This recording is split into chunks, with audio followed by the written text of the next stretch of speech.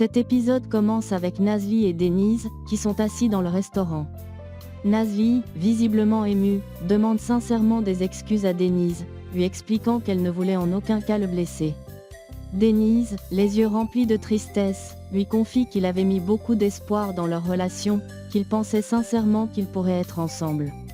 Malgré tout, il la remercie d'être présente dans sa vie, même si leur lien ne va pas au-delà de l'amitié.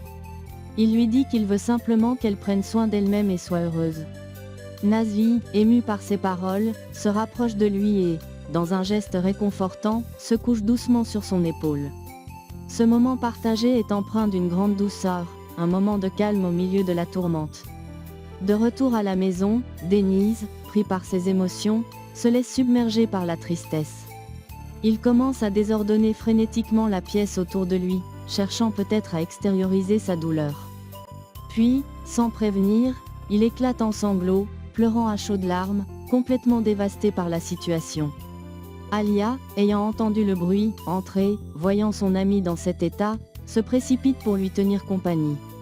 Elle le console du mieux qu'elle peut, l'enveloppant dans ses bras avec tendresse. Denise lui avoue qu'il était prêt à tout pour Nazli, qu'il aurait tout sacrifié pour qu'ils puissent être ensemble. Alia, touchée par ses paroles et par sa douleur, le serre plus fort contre elle, essayant de lui apporter un peu de réconfort, bien que les mots semblent inutiles face à sa peine. Chez Nazli, la situation prend un autre tournant lorsque Fastoche, visiblement excité, annonce à Nazli et Arsou qu'Angin l'a demandé en mariage. Arsou, surprise et inquiète, se tourne vers Nazli et lui demande où se trouve la bague. Nazli, un peu mal à l'aise, lui répond qu'elle a retiré la bague, comme si elle n'était pas encore prête à l'accepter pleinement. Elle se lève alors pour aller chercher la bague, laissant Arsou et Fastoche seuls pour digérer la nouvelle. Peu après, Tariq arrive au restaurant pour voir Fastoche. Elle, tout sourire, lui annonce qu'Angin l'a demandé en mariage. Cependant, la réaction de Tariq est loin d'être celle qu'elle attendait. Il devient furieux, et lui demande si elle est vraiment prête à épouser un homme qu'elle n'aime pas. Il semble totalement incompréhensif de son choix et, après un moment de silence tendu, il décide de la laisser seule et s'en va brusquement, laissant Fastoche déstabilisée par son attitude. De son côté, Nazli, perdue dans ses pensées, se sent triste. Elle décide alors d'appeler Ferit pour lui parler de la situation. Elle lui explique que la nouvelle a été trop soudaine pour ses parents, qui ont du mal à l'accepter. Elle se sent déchirée par la situation, et le poids de l'acceptation sociale de ce mariage l'inquiète. Au restaurant, un des hommes de Demet, qui travaille désormais chez Nazli, espionne discrètement la scène. Il capte toutes les informations qu'il peut, puis il appelle immédiatement Demet pour tout lui rapporter. Demet, enchantée par la nouvelle, apprend que les parents de Nazli sont contre ce mariage. Elle se sent alors plus confiante dans ses manipulations et annonce à son mari que la situation se déroule comme elle l'avait prévu, car les parents de Nazli ne sont pas d'accord pour ce mariage précipité. De son côté, Ferit, avec l'aide de Demir, poursuit ses investigations pour prouver la culpabilité d'Akan. Les recherches deviennent de plus en plus intenses et urgentes, mais ils n'ont pas encore trouvé la preuve qu'ils cherchent.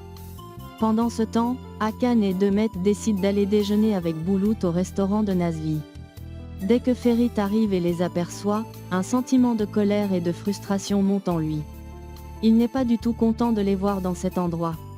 Il se dirige immédiatement vers Nazli et, d'un ton sérieux, lui demande s'il peut passer un appel vidéo avec son père pour lui dévoiler la vérité. Il semble pressé, comme si ce secret pesait lourdement sur ses épaules et qu'il ne pouvait plus attendre. L'atmosphère devient de plus en plus tendue, chaque personnage étant pris dans un tourbillon d'émotions conflictuelles. Au téléphone, Ferit et Nazli expliquent à son père que leur mariage est arrangé dans le seul but de garantir le bonheur de Boulout, qui vit actuellement avec l'homme qu'il croit responsable de la mort de ses parents. Le père de Nazli, bien que surpris, comprend leur démarche et promet qu'il parlera à sa femme avant de donner sa bénédiction. Ce geste offre un peu de soulagement à Nazli et Ferit, qui espèrent que les choses se calmeront une fois que ses parents auront donné leur accord. Peu de temps après, Nazli annonce la grande nouvelle à Boulout. Lorsqu'il apprend qu'elle va se marier avec Ferit, son visage s'éclaire de joie.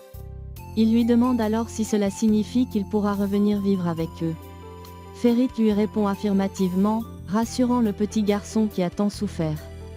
Cependant, Akan et Demet, qui ont entendu la conversation, sont stupéfaits et choqués. Leurs espoirs et plans tombent un peu plus bas, ne sachant pas quoi faire face à cette nouvelle. Le lendemain matin, c'est le jour tant attendu du mariage de Nazli et Ferit. Cependant, 4 heures avant la cérémonie, rien n'est encore prêt. Le stress commence à s'accumuler, et Demet, rongée par la jalousie, appelle Mourak pour obtenir la localisation de Nazli. Elle décide ensuite de la suivre discrètement. Nazli, qui est allée acheter du poisson, se retrouve coincée dans la chambre froide du magasin.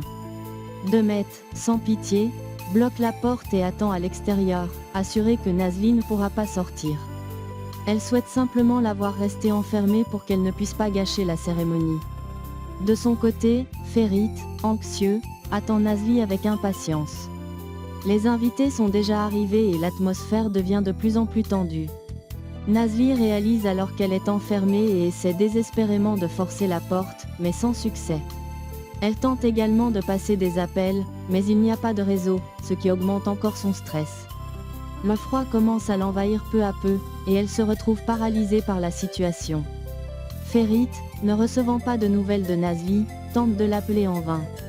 Les invités commencent à s'impatienter, et Fastoche, particulièrement inquiète, commence à douter. Les minutes passent, et Nazli se trouve seule dans la chambre froide, criant au secours, mais sans que personne ne l'entende. Le froid la ronge lentement, et elle sent ses forces l'abandonner.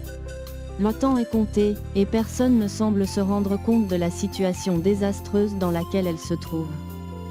J'espère que vous avez adoré la vidéo. N'oubliez pas de vous abonner et d'activer la cloche pour ne manquer aucun nouveau résumé. À très bientôt pour d'autres histoires encore plus crépitantes. Chez Love, votre rendez-vous pour revivre les meilleures émotions des novellas.